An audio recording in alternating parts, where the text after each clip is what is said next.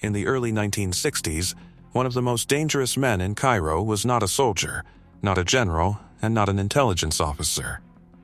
He was a horse breeder. His name was Wolfgang Lotz. He was West German, by his own account, a former Wehrmacht captain who had ridden with Rommel's Afrika Korps across the deserts of North Africa, come to love this part of the world, and returned after years in Australia to do what he had always done best: breed fine horses and enjoy the company of men who appreciated them.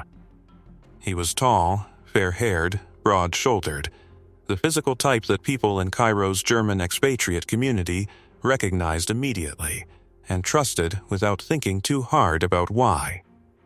He threw parties that Egyptian generals attended. He poured champagne until the bottles ran out and then opened more. He gave gifts, refrigerators, cameras, tape recorders, with the casual abundance of a man who had made his money quietly and now spent it loudly. Some in Cairo's German circle whispered that he had been SS. He never confirmed this. He never denied it either. In that particular company, the rumor was not damaging. It was, quietly, a credential. Egyptian cabinet ministers called him a friend. Senior intelligence officers dined at his table. High-ranking military men accepted his invitations to visit his stables at the Abbasai garrison, inside an active Egyptian military installation, and talked to him, in the way men talk to someone they trust, about things they should not have been saying aloud. Wolfgang Lotz listened to all of it. Then, late at night, he sat down with a hidden radio transmitter and sent what he had learned to Israel. He was not German. He was not a horse breeder. He was not a Nazi. He was an Israeli army major named Saev Gur-Ari, born in Mannheim, raised in Tel Aviv, trained by the British Army, forged by 2 wars, and for 5 years he operated at the dead center of Egyptian military society without being suspected once. The intelligence he transmitted helped shape Israel's understanding of Egypt's entire missile program, which sites were real, which rockets could actually fly, which weapons were genuine threats, and which were expensive theater. He was not caught because anyone suspected him. He was caught because a different Israeli spy in a different Arab capital was caught first, and the technology purchased to find that spy was shipped to Cairo. And then, it found him, too. This is the story of how one man became someone else completely. How that other man got inside the most sensitive circles of a country preparing for war, and what it cost, the mission, the people around it, the man himself, when it was over. Wolfgang Lotz was born on the 6th of January 1921 in Mannheim, Germany, to a Jewish mother named Helene and a non-Jewish German father named Hans, who directed theater for a living. His parents were secular people. Deliberately, almost defiantly secular. Helene Lotz had no use for religious observance, no attachment to its rituals or its community markers. When her son was born, she did not arrange a circumcision. It was a Jewish practice. She did not practice. The boy entered the world unmarked, biologically indistinguishable from any other German child of his generation. No one in that delivery room in 1921 could have known what that decision would mean inside an Egyptian courtroom 4 years later. His parents divorced when he was 10. 2 years after that, the world his mother had built, secular, artistic, middle-class, European, began collapsing around them. Adolf Hitler became Chancellor of Germany in January 1933. Helene Lotz understood immediately what this meant for a Jewish woman and her son in a country where Jews were now the state's defined enemy. She packed what she could carry, took the boy, and bought passage to Palestine. He was 12 years old when he arrived in Tel Aviv. The child who landed there was not the man Cairo would later meet. He was a boy learning Hebrew in the street and German at home, caught between languages the way children of emigration often are, belonging fully to neither, fluent in both. He enrolled at the agricultural school at Ben Shaman. He joined the Haganah, the Jewish paramilitary organization, at 15. He adopted the Hebrew name Zadev Gur-Ari, Wolf, son of the lion, and built a life in the land his mother had chosen over the one that had rejected them. Germany receded. It did not disappear. The accent stayed. The idiom stayed. The particular cadence of a German officer's storytelling, the way they structured a war story around geography and weather, and the names of their commanders, stayed in him, perfectly intact. The way a childhood language preserves itself beneath every language learned afterward. When the Second World War began, the British Army noticed what they had in Zeev Gurari. They had a young man who looked entirely Aryan, spoke German without accent, and happened to be in Palestine, which was about to become a staging ground for the North African campaign. He was recruited into a British intelligence unit and deployed to Egypt. For 4 years, he interrogated German prisoners of war. He heard hundreds of them tell their stories. Afrika Korps veterans, Rommel's men, the routes they had taken, the officers they had served under, the texture of daily life inside the Wehrmacht's desert campaign. He filed all of it, not as intelligence but as experience. As a library of first-hand knowledge about a world he had never actually inhabited. He came home. He fought in Israel's War of Independence as a captain. He fought in the 1956 Sinai War as a major, commanding an infantry brigade. By the late 1950s, he was in his mid-30s, decorated, experienced, married to an Israeli woman named Rivka, father to a young son named Oded. Then Amman, Israeli military intelligence, came to him with something different. Egypt was building rockets, not improvised weapons. Strategic missiles, developed with the help of German scientists recruited from the ruins of the Third Reich.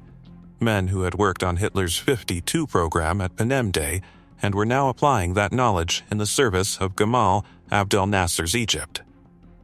By 1962, Egypt had test-fired missiles and paraded them publicly through Cairo's streets. Israeli intelligence watched the footage with an alarm that it could not immediately measure.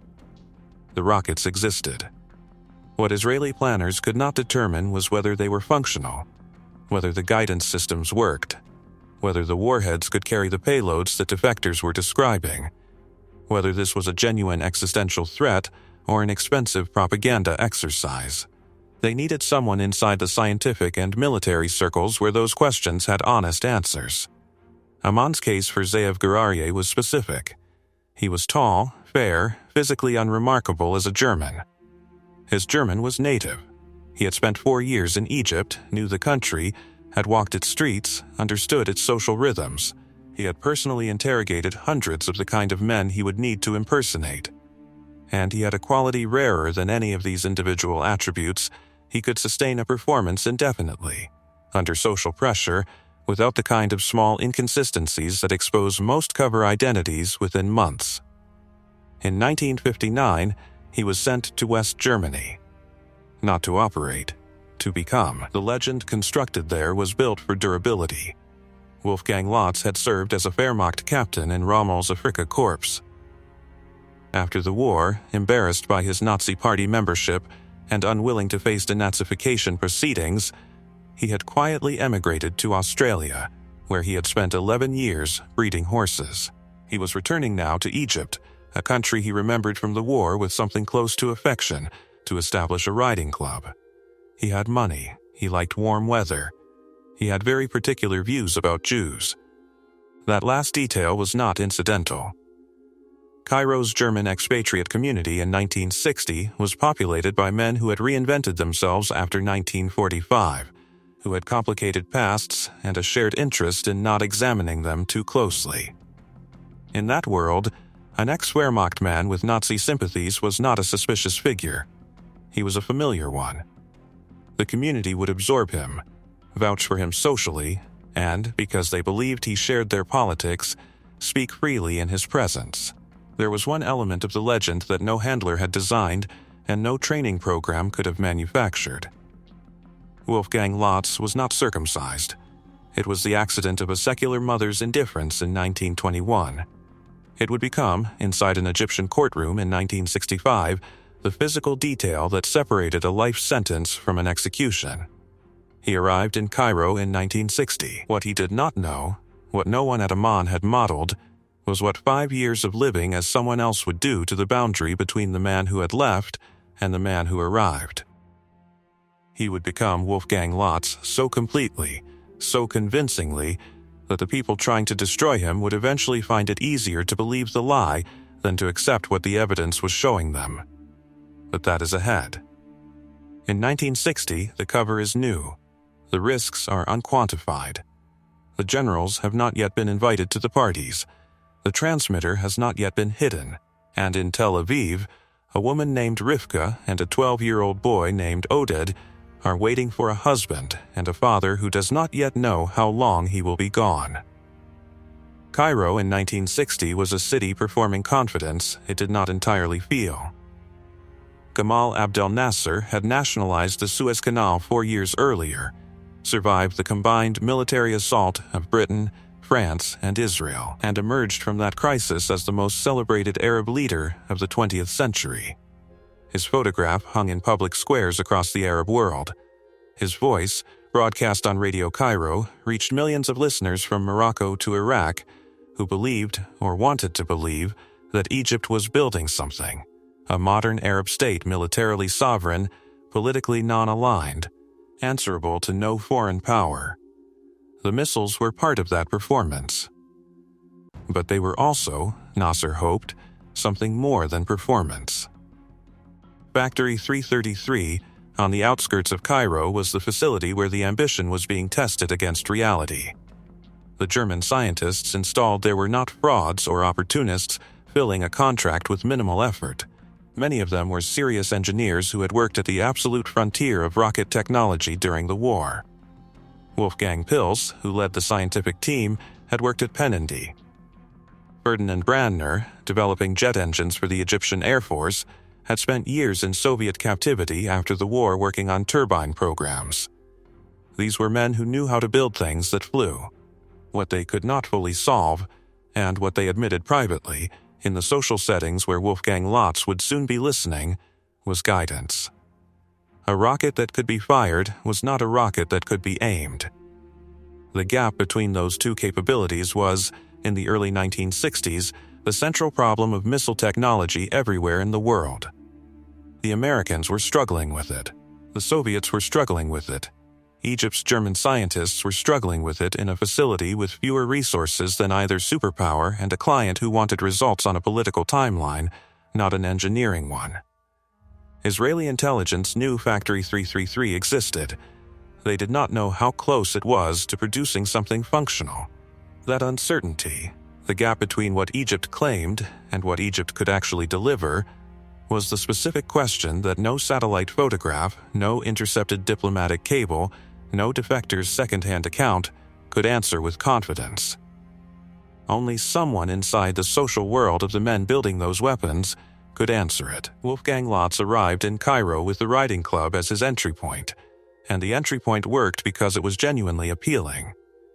The Gezira Sporting Club, on the Nile island of Zamalek, was where Cairo's English-speaking and European elite had always congregated, a relic of the colonial period that Nasser's revolution had not dismantled so much as repopulated. Egyptian generals and cabinet ministers now moved through the same spaces that British colonial administrators had once occupied. German scientists and military advisors held memberships alongside them. The club had tennis courts, a golf course, a racetrack. It had stables. A West German horse breeder who wanted to establish a riding club was not an anomaly at the Gezira Sporting Club. He was exactly the kind of European the club had always attracted. Lotz joined. His horses were well-bred and visibly well-kept. He knew horses genuinely, not as cover, and the knowledge showed in the way he handled them, discussed them, selected them. The riding club was not a fabrication laid over emptiness. It was a real operation, funded by Israeli intelligence, that produced a real social standing. Within months, he had established a stable at the Abbasai garrison on the outskirts of the city, a military installation. The stable required access. The access required trust. The trust was extended because a wealthy West German horse breeder asking to stable horses at a military garrison was, to Egyptian military administrators, a perfectly legible request from a man whose politics were clearly sympathetic. He received a permanent pass to the garrison. Read that again. An Israeli intelligence officer held a standing pass to an active Egyptian military installation. The pass was not obtained by theft or forgery. It was issued officially by the Egyptian military to a man they considered a friend. Then came the parties. The parties were not incidental to the mission. They were the mission's primary mechanism. Lotz understood, and his handlers understood, that information extracted through social pressure or direct questioning is unreliable and dangerous. Information offered freely, in relaxed company, after good food and sufficient champagne, by men who believe they are among friends, is both accurate and renewable. A source who has been manipulated gives you one conversation and then closes. A source who genuinely enjoys your company comes back the following week and brings a colleague. Lotz cultivated the second kind. His guest lists, over 5 years, included Egyptian generals, cabinet ministers, senior intelligence officers, and the German scientists who were the actual targets of his intelligence collection. He gave gifts with the fluency of a man who had always had money: refrigerators, cameras, tape recorders, washing machines. Champagne, always champagne, cases of it, pressed into hands at the door, opened at the table, sent afterward as thank you notes made liquid.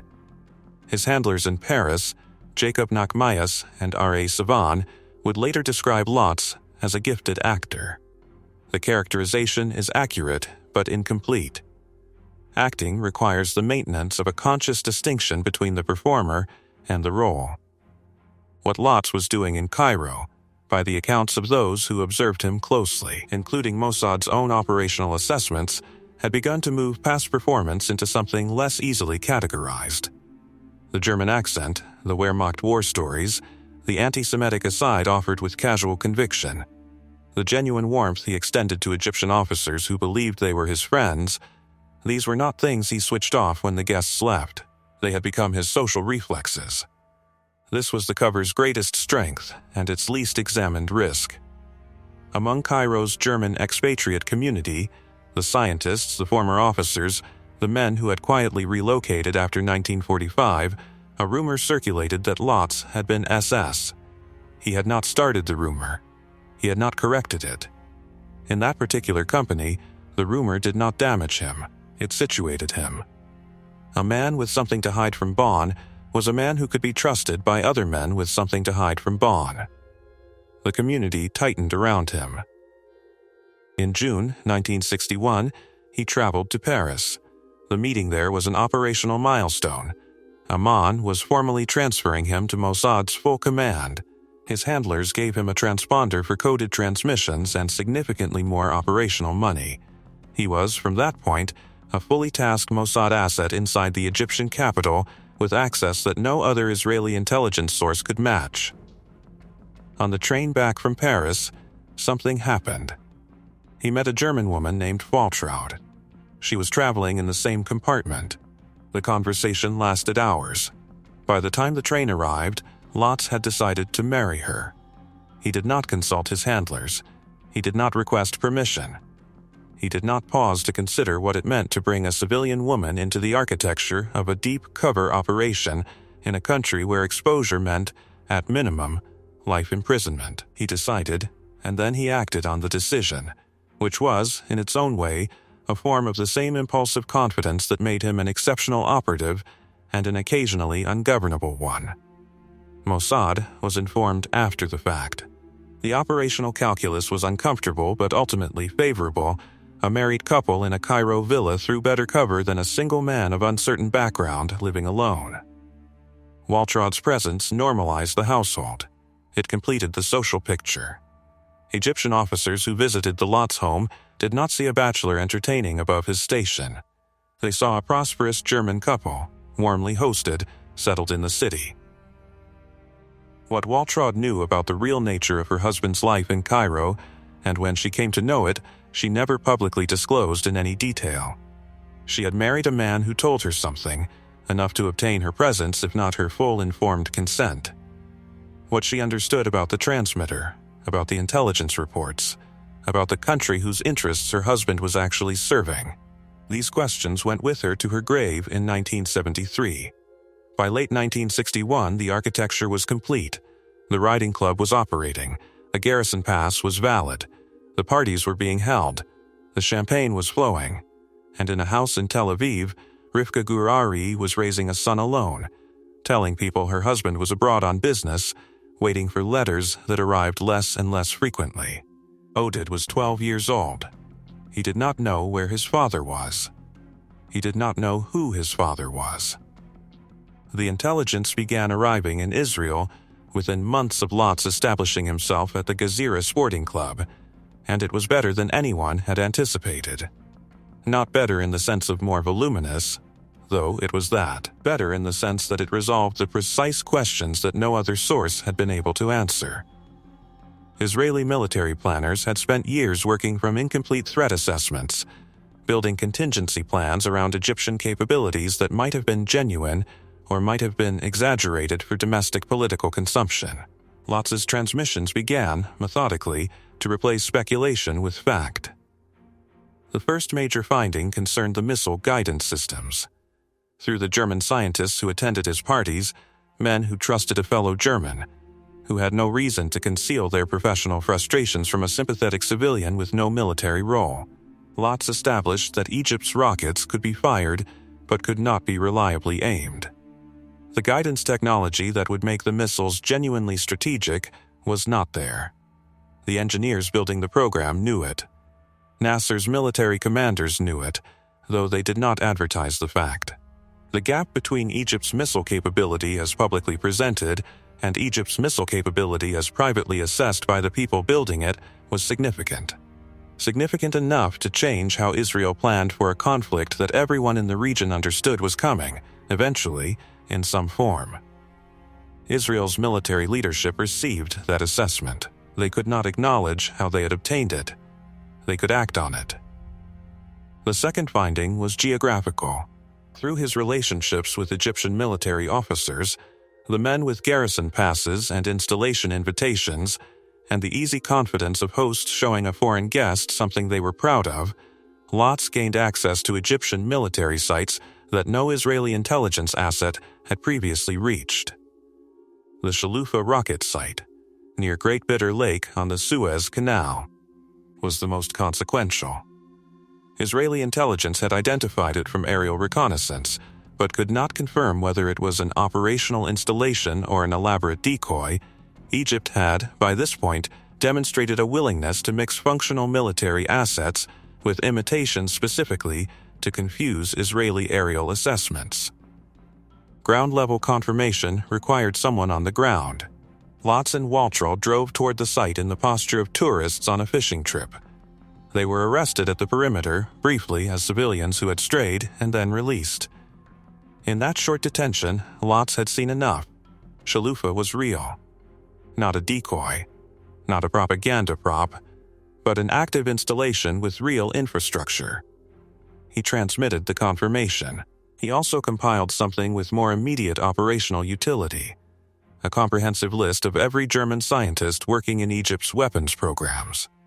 Not just their names and their institutional roles at Factory 333, but their Cairo addresses, their assigned tasks within the program structure, and the locations of their family members back in Germany and Austria. That list was the point at which the mission changed character. Until that point, Lotz had been a collector. He gathered, he transmitted, he maintained his cover and his access. The riding club, the parties, the garrison stable, all of it was infrastructure for information extraction. Precise, patient, professionally disciplined. What happened in 1964 was something different. He began mailing threatening letters to the German scientists, anonymous notes, naming wives, naming children, advising the recipients in measured language that their continued presence in Egypt placed their families in danger. The letters were designed to frighten the scientists out of Egypt without requiring any overt action. A pressure campaign conducted at arm's length, plausibly deniable, calibrated to produce voluntary departure rather than a response that would draw attention to the person sending the messages. Some scientists were rattled. None left. In September 1964, Lotz escalated. He sent letter bombs. This is where the documented record and the memoir diverge in ways that matter. Lotz's own account of this period, in The Champagne Spy, is carefully constructed around the framing of a man executing authorized orders under operational pressure. The picture that emerges from other sources, Mossad's own retrospective assessments, the accounts of his Paris handlers, is less clean. The letter bomb campaign was not a fully authorized Mossad operation in the way that his intelligence collection had been. It was, by the most accurate characterization available, a freelance escalation, an operative who had been given significant autonomy deciding, without full clearance from above, to use that autonomy in a direction his handlers had not sanctioned. The bombs killed Egyptian civilians, postal workers, bystanders, people with no connection to Factory 333 or its personnel. The scientists were frightened but not stopped. The operation had produced terror without achieving its objective, and had killed people who had nothing to do with the program it was targeting. Mossad's internal assessment of the letter bomb campaign was not flattering. The damage to civilians was not framed as acceptable collateral cost. It was framed as the primary outcome, the thing that actually happened, as opposed to the thing that had been intended to happen. Here is the fracture that the memoir smooths over. By late 1964, Wolfgang Lotz was not operating in perfect alignment with his handler's intentions. He was an asset who had been given resources, access, and operational latitude, and who had used that latitude to make a decision that compromised the mission's discipline without advancing its strategic goals. His Paris handlers, Nachmias and Savan, later described Lotz with a precision that contained within it a warning. He was gifted, they said. He was also narcissistic. He believed, in the way that some exceptional operatives come to believe, that his judgment in the field superseded the caution of people who were not in the field. That belief had produced the unauthorized marriage to Waltraud. It had produced the letter bombs. It would not produce the exposure came from a different direction entirely. But the pattern matters. The discipline that deep cover work requires is not merely the discipline of maintaining a persona under social pressure. It is the discipline of operating within an authorized boundary, even when the boundary feels unnecessarily constraining. Lotz had excelled at the first form of discipline and struggled with the second. By early 1965, the intelligence operation was still running. The parties were still being held. The garrison pass was still valid. The Shalufa confirmation, the guidance system assessment, the scientist list, these were in Israeli hands and being used. In the ledger of what Lotz had delivered versus what the mission had cost, the balance was not straightforward, and then something shifted in the operational environment that had nothing to do with Lotz's behavior. In January 1965, Egyptian intelligence officers received a report from Damascus. An Israeli spy had been caught. His name was Eli Cohen. He had been operating under deep cover in Syria for years, embedded in the Ba'ath Party's inner circle. The method of his detection, a radio transmitter, sending coded signals from a fixed location in the Syrian capital, traced by Soviet direction, finding equipment that the Syrians had recently acquired. Egyptian intelligence read that report and made a logical inference. If Israel was running a deep cover asset in Damascus with a hidden transmitter, the probability that Israel was running similar assets in other Arab capitals was not low. Egypt had not found any such transmitters. Egypt did not, at that point, have the equipment capable of finding them. Egypt went to Moscow. The Soviet direction finding equipment was shipped to Cairo. It arrived. Operators began training on it. Scanning began. In the villa in Zamalek, the transmitter continued broadcasting on its regular schedule. The signal was consistent, disciplined, exactly as Lotz had been trained to produce it, reliable intervals, coded content. No deviation from the transmission protocol that had gone undetected for 4 years. Consistency in signals intelligence is not a virtue. It is a target. The equipment was new. The operators were still learning it. The scanning was not yet precise enough to localize a signal to a specific address. But it was precise enough to do something that mattered. It confirmed that a hidden transmitter was operating somewhere in the affluent residential districts on the west side of the Nile. The search radius began to narrow. Lotz did not know the equipment had arrived. He did not know the search had begun. The parties continued. The champagne was poured. Egyptian generals laughed at his stories about the Afrika Corps, and he laughed with them, and filed what they said, and went home and transmitted it. He had no reason to believe anything had changed. He was wrong. He was born in Alexandria in 1924, the sixth child of a Jewish Syrian family who had settled in Egypt. His name at birth was Eliyahu ben Shaul Cohen.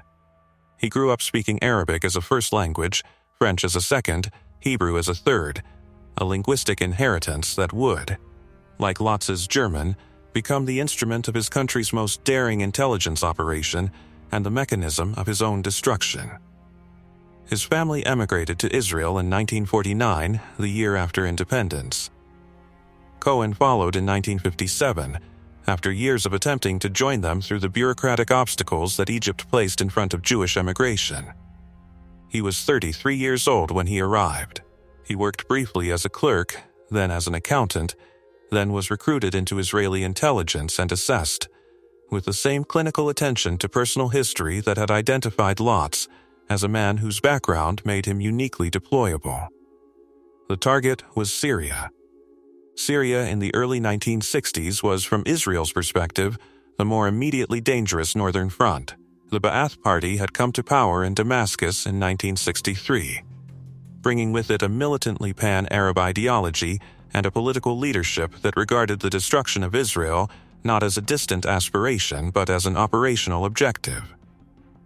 Syrian artillery positions on the Golan Heights fired regularly into Israeli settlements in the valley below. The question of whether Syria was preparing for a coordinated offensive, and if so, what its actual military dispositions looked like, was one that Israeli intelligence needed answered at a level of specificity that aerial reconnaissance and signals interception could not provide. Cohen's legend was constructed around a Syrian identity. He became Kamal Amin Thabet, a Syrian businessman who had emigrated to Argentina as a young man, and was now returning to Damascus, his homeland, drawn back by Arab nationalist feeling, and a desire to contribute to Syria's political project. The choice of Argentina was deliberate. Damascus had a substantial Syrian emigrant community there, which meant that Cohen's claimed years abroad could be partially corroborated by real people in real places, who might remember a man named Kamal Thabet from the community's social events. He arrived in Damascus in 1961. What he achieved there, over the following 4 years, exceeded by a significant margin what any of his handlers had thought possible at the mission's outset. He became close friends with Syrian military officers at a senior level, men who would go on to hold command positions in the conflict that was still being planned. He was taken on tours of Syrian military fortifications on the Golan Heights, the same positions that Israeli tanks would need to assault if war came. He photographed Syrian troop positions, documented the locations of anti-aircraft batteries, and transmitted the coordinates of military installations with a precision that Israeli operational planners would later describe as foundational to their 1967 campaign planning. In one instance, documented in Israeli military histories and corroborated by multiple sources, he suggested to Syrian military hosts that they plant eucalyptus trees around their Golan positions to provide shade for the soldiers. The Syrians did. Israeli pilots used the groves as targeting markers. He was proposed at the peak of his access as a candidate for Syria's Deputy Minister of Defense. The transmitter he used was hidden inside a desk in his Damascus apartment. He broadcast on a schedule, as Lotz did, regular intervals, coded content, disciplined protocol. And like Lotz, he transmitted from a fixed address. Unlike Lotz, he did not have the physical cover of a German identity to protect him if the signal was traced. He was operating in a country that knew it was a target of Israeli intelligence, and where the security services were, despite their other failings, genuinely motivated to find what they were looking for. The Soviets had supplied Syria with radio direction finding equipment as part of a broader military assistance relationship. Syrian intelligence, in late 1964, began systematic scanning of Damascus's residential districts. They found the signal in January 1965. The arrest was swift. Cohen had no fallback, no secondary cover capable of explaining a hidden transmitter broadcasting coded messages to Israel. He was an Israeli spy, and the evidence was in the room with him, and there was no version of the truth that could be dressed as something else. He was held, interrogated, and tried before a Syrian military tribunal. On the 18th of May 1965, Eli Cohen was hanged in Marjah Square in Damascus. The execution was conducted in public. Thousands of people attended. Syrian state television broadcast it. His body was left hanging for hours, a deliberate signal, addressed not only to Israel but to every Israeli asset operating in every Arab capital, about what discovery meant in this part of the world and under these conditions. His wife Nadia heard the news from a radio broadcast. She had 3 young children. She had known, in the way that spouses of intelligence officers sometimes know, that the work her husband did was dangerous, without knowing precisely what the danger was or whether it had already arrived. The broadcast told her everything at once. For the decades that followed, Nadia Cohen petitioned every authority she could reach: Israeli governments, foreign mediators, international organizations, Syrian officials, to have her husband's body returned for burial in Israel. Syria refused. The location of his grave in Damascus was treated as a state secret. His body remained in Syrian custody long after Nadia herself had died, long after their children had grown old, long after the political context in which he had been executed had itself been transformed beyond recognition. His grave has never been returned. Now consider the timing. Cohen was arrested in January 1965. Lotz was arrested on February 22, 1965. The gap between those two events is 33 days. That proximity is not coincidence, and it is not the result of some coordinated Egyptian-Syrian intelligence effort. The connection is more direct and more mechanical than that.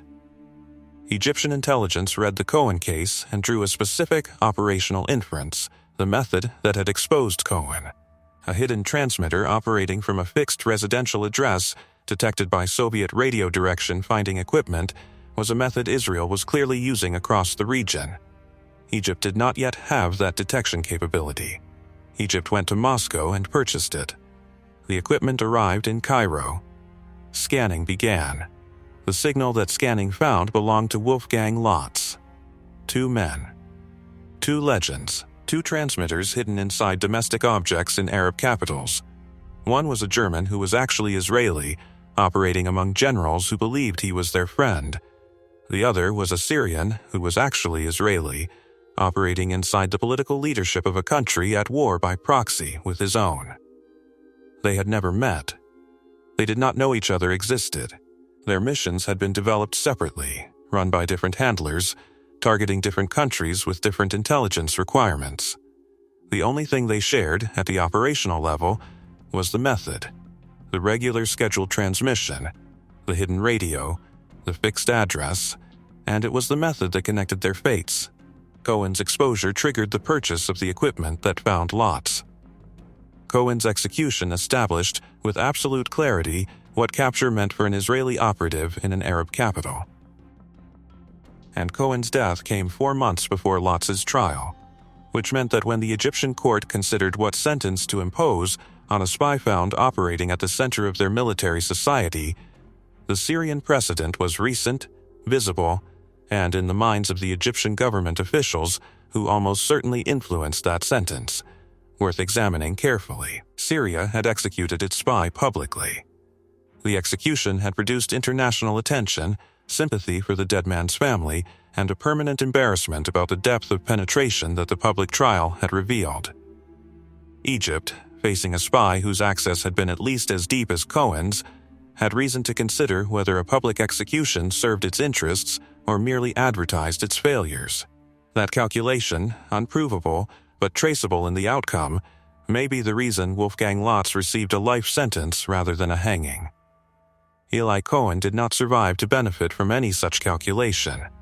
His file in Israeli intelligence is kept with a designation that has no English equivalent, a combination of honor and unresolved grief. He is not simply a fallen operative. He is an absence that the state has been unable to close. In Damascus, the eucalyptus trees he suggested planting on the Golan Heights are still standing. The transmitter had worked without incident for 4 years. That is the fact that needs to be held clearly before anything else. For 4 years, through the establishment of the Writing Club, through the Garrison Pass, through the parties and the missile site visits, and the scientist list and the letter bombs, the radio had transmitted, and the transmissions had arrived. The signal had gone out from a villa in Zamalek and landed in Israel, and no Egyptian detection apparatus had found it, and no social suspicion had reached the point of a search, and the cover had held at every point of contact with every person capable of dismantling it. 4 years is not luck. 4 years is a system working. The system had 2 components. The first was the cover itself, the legend, the personality, the social architecture of the Writing Club and the parties and the German identity performed with sufficient conviction that the men most likely to question it had instead competed for invitations to his table.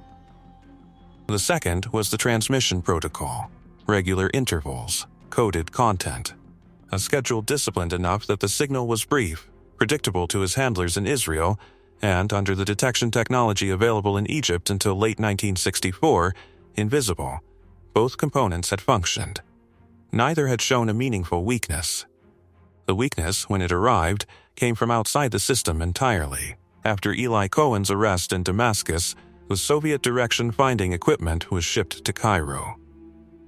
It was newer and more sensitive than anything Egyptian intelligence had previously operated.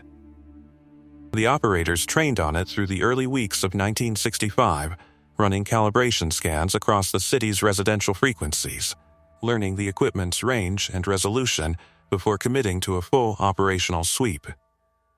What they found, within weeks of beginning systematic scanning, was a signal.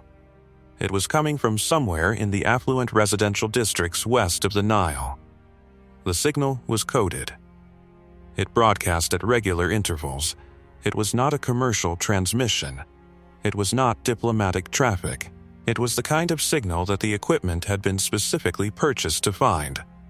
A clandestine transmitter operating on a schedule, from a fixed location, inside a city it was not supposed to be in.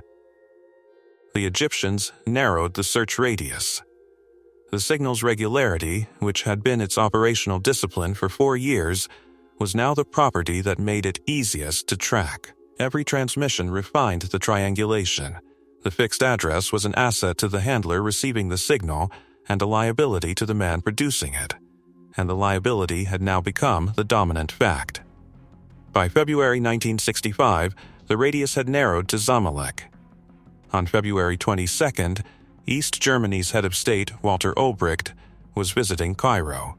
As a diplomatic courtesy to their East German guests, and as a display of security competence, Egyptian intelligence conducted a sweep of West German nationals in the city. 30 were taken in. Most were routine detentions, precautionary, procedural, expected to resolve within hours. Wolfgang Lotz was on the list. This is the detail that the cover's architecture had not planned for. The Writing Club, the German identity, the SS rumor, all of it had been built to withstand suspicion.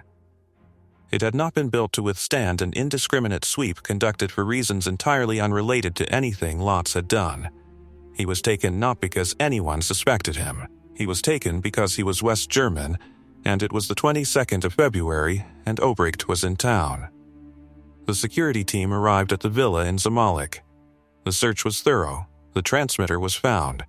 Accounts differ on where it was hidden. In Lotz's 1972 memoir, he describes it as concealed inside a bathroom scale. Other sources, including the Time magazine profile published in 1970, place it in a riding boot. Both sources are credible. The location of the object matters less than what the object's discovery meant.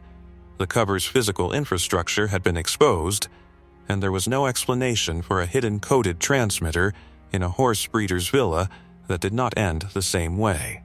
Lotz denied the charges initially. Then the Egyptians confronted him with the coded message transcripts, evidence of transmissions from his address, documented, dated, irreducible. He broke. He confessed to espionage. And here, in the confession itself, the cover performed its final and most consequential act. He did not say he was Israeli. He told them, instead, the version of the truth that the legend permitted. He had been approached in Germany by Israeli intelligence. They had offered to fund his writing club if he would pass them information. He had been tempted by money and compromised by people who had leverage over his past.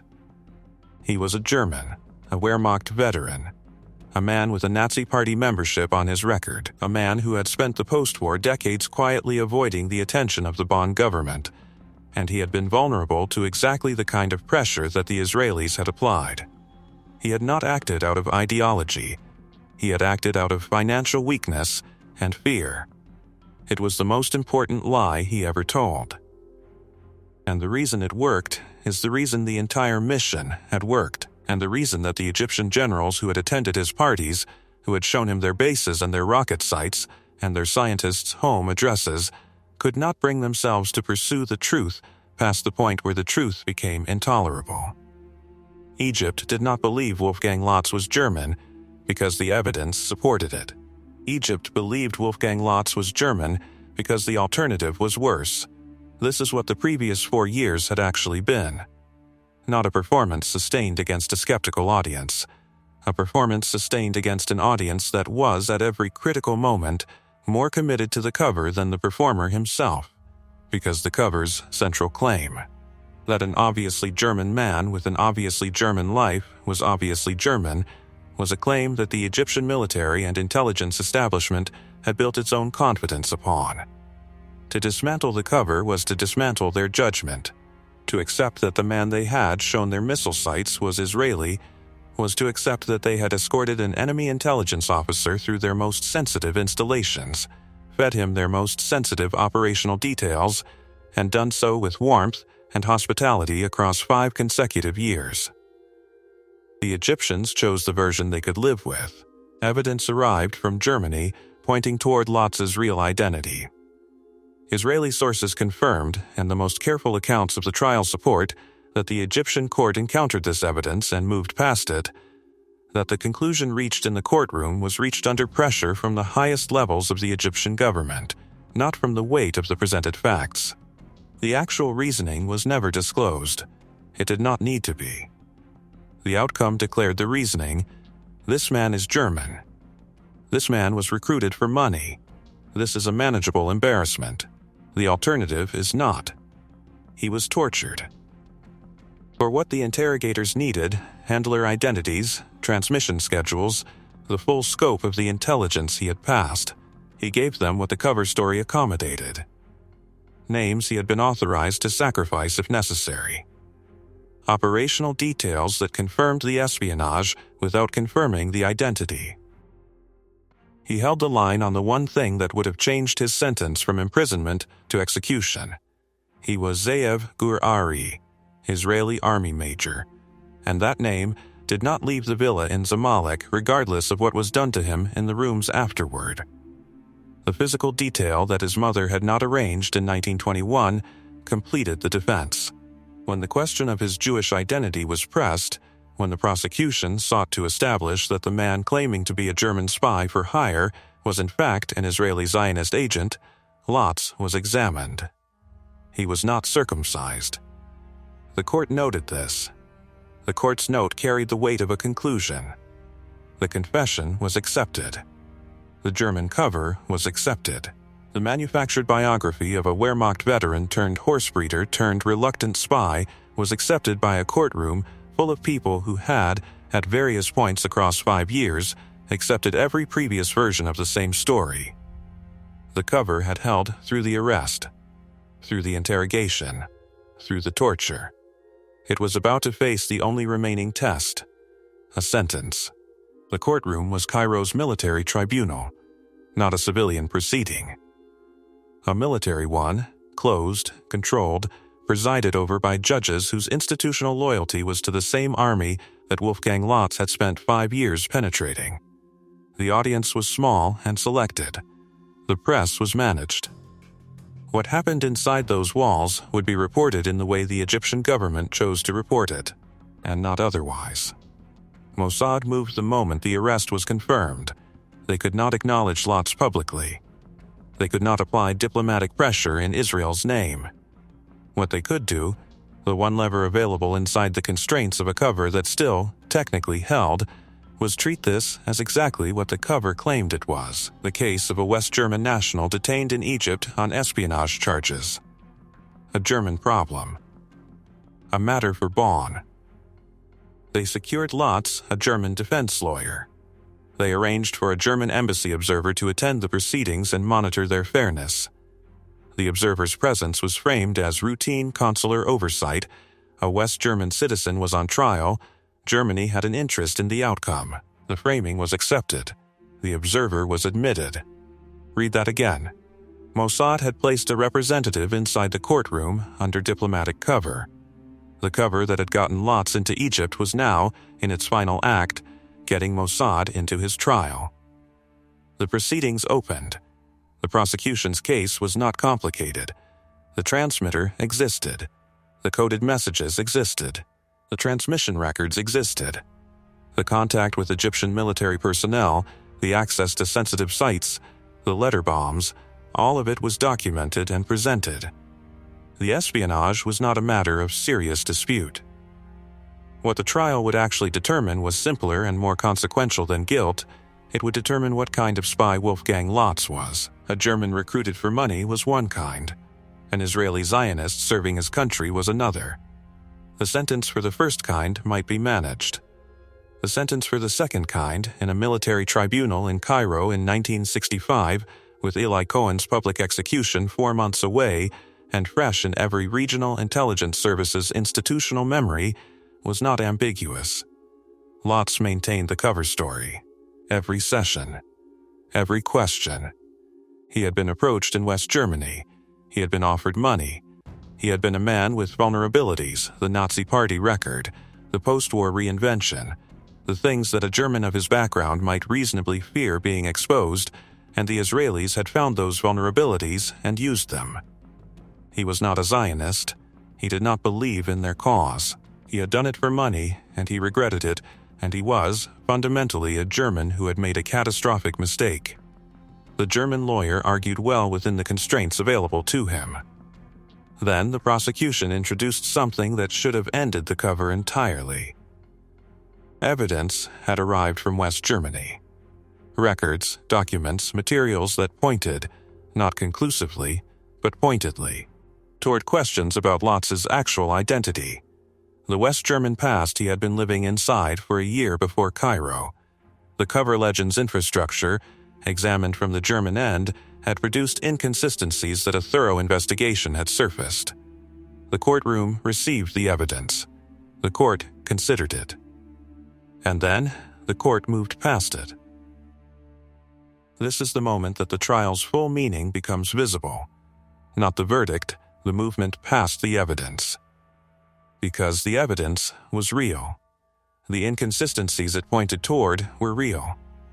A court genuinely interested in determining whether the man before them was German or Israeli had been handed material that warranted, at minimum, a serious pause. The pause did not come. The most credible explanation, offered by Israeli sources and supported by the Egyptian government's subsequent behavior, is that the court had received guidance from above. Not instruction on the verdict, instruction on the category. This man is German. Proceed accordingly. The guidance was almost certainly not written down. It did not need to be. Military tribunals in Cairo in 1965 did not require written instruction to understand what the government needed from them. Egypt needed Lotz to be German. If he was German, the story was, a West German national was recruited by Israel for financial reasons, penetrated Egyptian society, and was caught. Embarrassing. manageable, a foreign intelligence failure of a kind that happens to every country. If he was Israeli, the story was, an Israeli army officer spent 5 years at the center of Egyptian military society, attended the parties of Egyptian generals, obtained a standing pass to an Egyptian military garrison, visited Egyptian missile sites, compiled a list of every German scientist in Egypt's weapons program with their home addresses, and transmitted all of it to Israel, while the Egyptian military intelligence apparatus, the entire social world of Cairo's officer class, and the security services responsible for detecting exactly this kind of penetration noticed nothing for half a decade. Egypt chose the story it could survive. The prosecution did not press the German identity question past the point where pressing it would have required the court to follow the evidence wherever it led. The defense did not need to rebut what the prosecution declined to pursue. The German lawyer said what needed to be said. The German embassy observer sat in his chair, and the tribunal noted his presence and the institutional message of that presence, that West Germany was watching. That West Germany considered this its citizen's case reinforced the category the court had already decided to accept. Then came the physical examination. The question of Lotz's Jewish identity was pressed from a different angle. If he was not German by culture and history, perhaps he was identifiable by the one physical marker that Jewish law prescribed and that Egyptian investigators would have considered dispositive. He was examined. He was not circumcised. The detail that Helene Lotz had produced in 1921 through secular indifference, the absence of a ritual she had not observed, entered the evidentiary record of an Egyptian military tribunal in 1965 as confirmation of a German identity. The court accepted it. The false release moment came then. For a period, brief, fragile, the kind of pause that in retrospect looks like the eye of something, the trajectory of the proceedings seemed to settle. The cover had held through the evidence from Germany. It had held through the physical examination. The German lawyer was performing adequately. The embassy observer was present. The cover's internal logic was intact. Lotz, in those sessions, maintained the performance that had sustained him for 5 years. The Wehrmacht stories. The anti-Semitic conviction delivered with the casual fluency of long habit. The financial motive, rehearsed and consistent, offered without the over-precision that fabricated stories accumulate under repetition. He had done this 10,000 times. At parties, at the garrison, at the Gezira Sporting Club, in rooms full of men who would have killed him if they had known who he was. A courtroom was not harder than that. A courtroom had rules. Rules created predictable boundaries. Boundaries were something he had always known how to work within. Then, the prosecution named the intelligence he had transmitted. Not the method, the content. The Shalufa site. The guidance system assessments. The Ha-300 evaluation. The coordinates. The scientist list. The targets. Each item was a fact that a German businessman recruited for money and given a transmitter would not have known how to identify, interpret, or assess with the precision that the transmitted intelligence demonstrated. A civilian motivated by financial pressure and operating without military training does not produce operational target coordinates. He does not evaluate guidance system reliability. He does not compile a strategic threat assessment accurate enough to change a country's war planning. The prosecution knew this. The court knew this. Every person in that room who had read the intelligence, and the Egyptian military officers on the tribunal had read it, because it was their military that had been penetrated, knew that the man before them was not an amateur German opportunist who had been handed a transmitter and pointed at interesting people. The cover did not break. The cover bent, visibly, for the first time since Cairo 1960, and held. On the 21st of August 1965, the court delivered its sentence. Wolfgang Lotz, life imprisonment at hard labor. Waltraud Lotz, 3 years, not execution. Life, the German embassy observer noted the outcome. The German defense lawyer received it, Mossad, through back channels, received it within hours. In Tel Aviv, where the people who had built the legend and funded the writing club and issued the transmitter understood exactly what the sentence meant, the outcome was processed in the particular silence that intelligence services maintain when an asset has survived something that should have killed them. The trial was over. The cover had held. And somewhere in Cairo's prison system, Ze'ev Gurari, who had not existed in any Egyptian document for 5 years, and who still did not exist in any Egyptian document now, was taken to a cell. He would be there for 3 years. The heart disease that would eventually kill him had already begun. The Six-Day War ended on the 10th of June, 1967. 6 days. The Egyptian Air Force destroyed on the ground in the first hours of the first morning. The Sinai taken. The Golan taken. Jerusalem taken. The war that Israeli military planners had been preparing for, calibrating against, modeling across a decade of contingency planning, it lasted less than a week. And when it ended, the regional balance of power had shifted in ways that would define the next half-century. Wolfgang Lotz had transmitted from his Cairo villa that the Egyptian missiles' guidance systems were unreliable. He had transmitted that the Ha-300 interceptor was a failure. He had confirmed which sites were real and which were theater. He had given Israel, across 5 years of transmissions, the threat assessment that allowed its military planners to distinguish between the Egyptian capability that existed and the Egyptian capability that Nasser's government wanted the world to believe existed. None of that could be said publicly. None of it would be acknowledged for years. The intelligence tradecraft that makes an asset valuable is the same tradecraft that makes the asset's contribution invisible. The source protection that keeps the channel open requires that the channel's output be absorbed without attribution. Israel won the war. Wolfgang Lotz sat in an Egyptian prison and developed heart disease, and knew, and could not say, what he had contributed to the outcome he was reading about in censored newspaper accounts. The prisoner exchange negotiations began in the war's aftermath. Egypt held the Lotzes. Israel held thousands of Egyptian prisoners of war, among them 9 generals. The negotiation was not quick.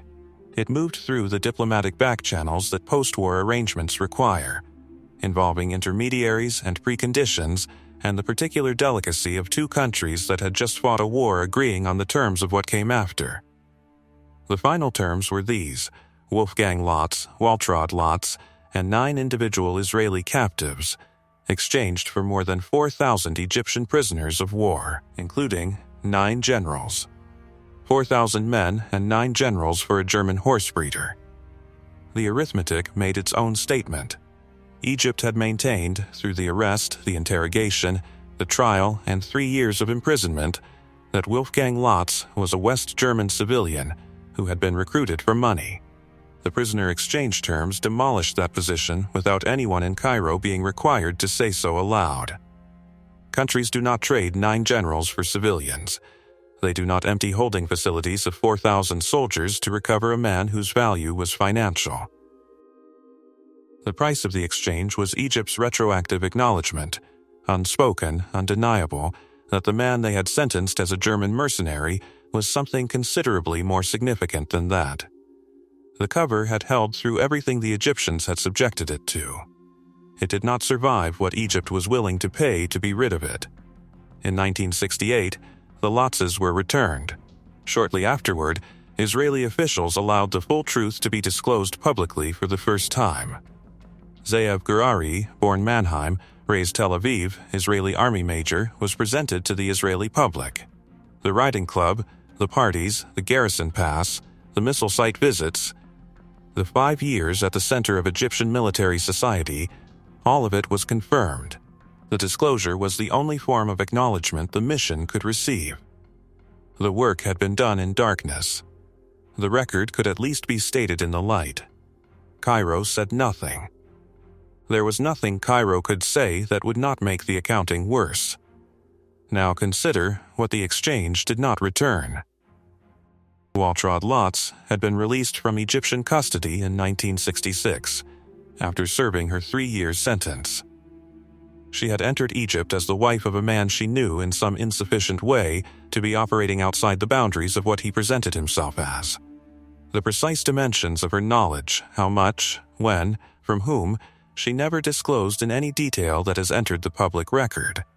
She had lived in Cairo through 5 years of the cover's operation, hosted the parties, smiled at the generals, and then sat in an Egyptian courtroom and received a 3-year sentence for her proximity to a secret she had not originated, and could not fully have understood.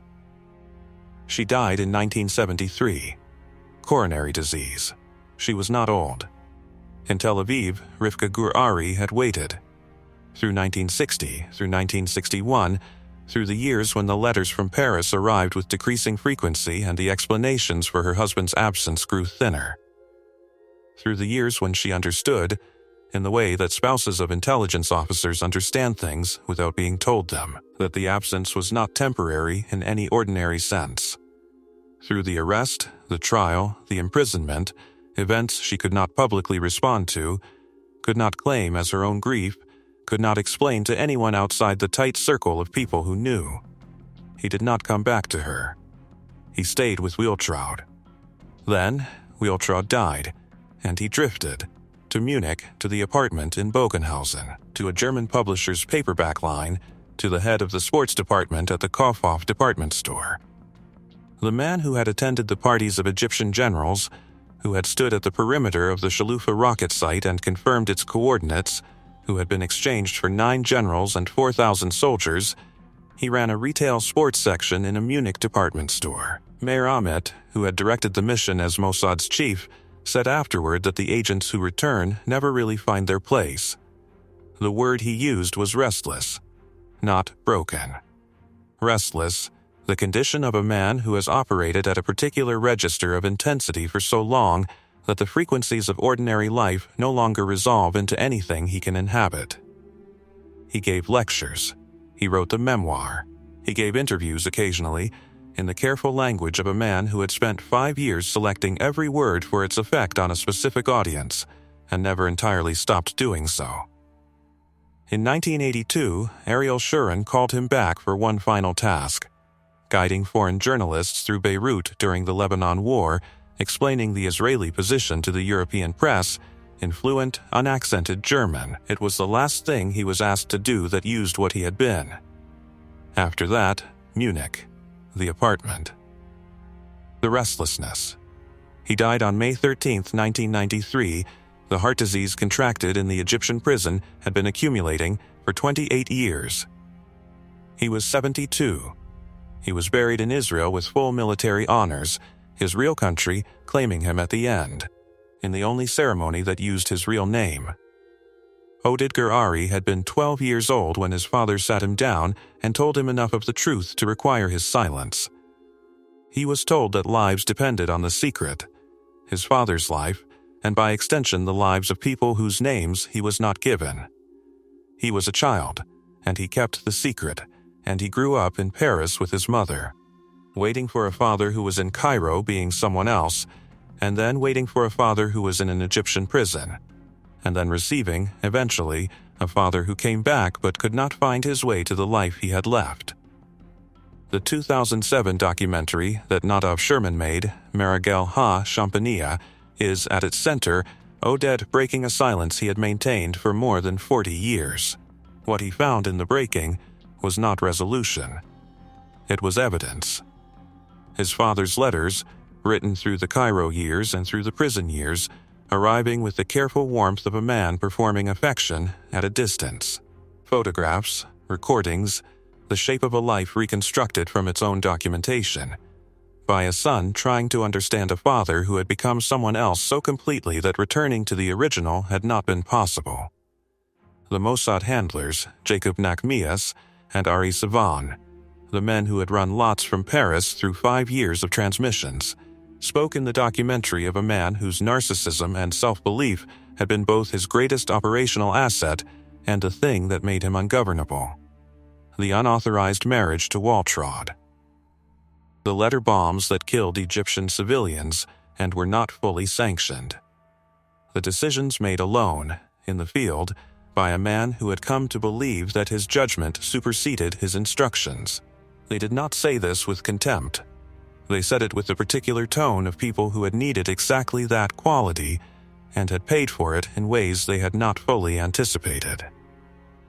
Now pay off the secondary thread. Eli Cohen's body has never been returned to Israel. Nadia Cohen, who learned of her husband's execution from a radio broadcast in 1965, spent the rest of her life petitioning for his remains. She died without receiving them. Their children grew old.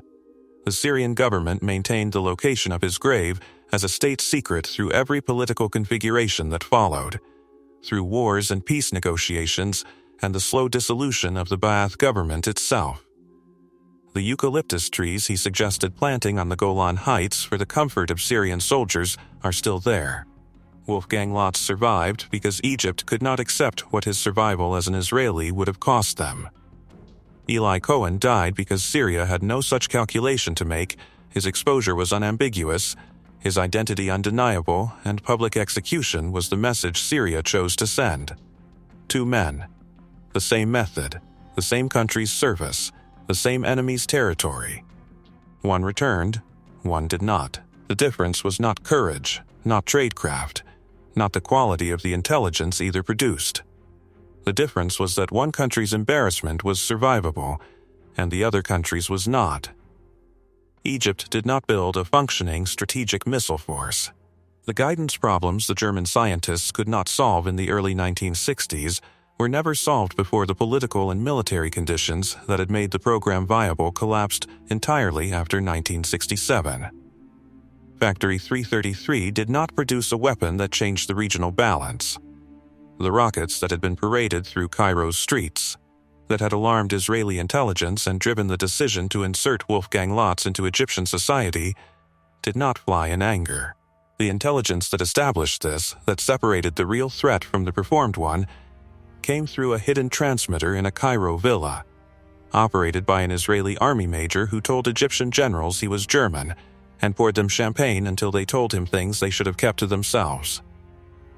The cover worked not because it was flawless. It worked because the people it was designed to deceive needed it to work, because they had invested their professional judgment in a version of reality that the cover confirmed, and dismantling the cover meant dismantling the judgment, and that was a cost they would not pay even when the evidence was placed in front of them.